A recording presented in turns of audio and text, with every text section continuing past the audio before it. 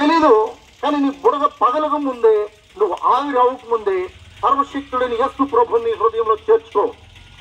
ఈ సాయంకాల వేళ ఇంటిన తల్లులారా, అక్కలారా, ఓ తమ్ముళ్ళారా, అన్నలారా, ఓ అయ్యా, ఒకసారి జ్ఞాపకం చేసుకోండి.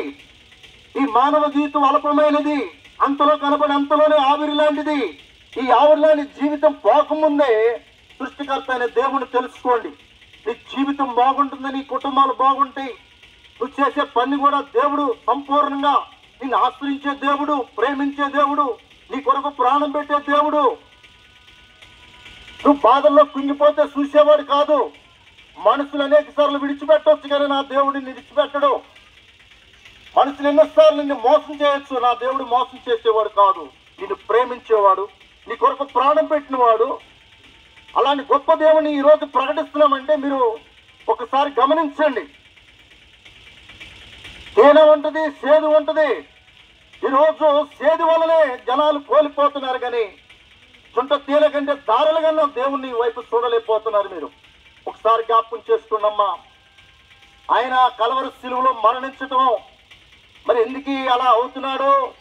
మరి ఆ కలవరి శిలువలో ఆయన 2 చేతులు సాపి ఆ చేతులకు మేకలు కొట్టించుకోవటం ఏంటి? ఆ తలపైన ముళ్ళ గుర్తు పెట్టుకోవటం ఏంటి? ఈ కాళ్ళకు మేకలు కొట్టించుకోవటం ఏంటి? మరి ఆ డొక్కలో బల్లెపోటు పట్టడం ఏంటి? అంటే నువ్వు నేను చేసిన పాపానికి ఆయన కలవరి శిలువలో మరణించాడు.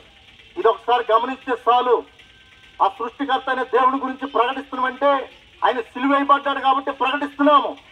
మీరు కూడా ఈ సత్యాన్ని తెలుసుకుంటే ఈ సాయంకాలం వేళ నీ పరిస్థితిని మార్చగలడు, నీ కుటుంబ పరిస్థితులు మార్చగలడు. నువ్వేదైతే ఆలోచనగా మరి లోకమాటికి మనం రంగురంగుల ఆటలకినైనా మనం తొందరపాట్లు చేస్తున్నామేమో, సత్యమైన దేవుడు చూస్తున్నాడు.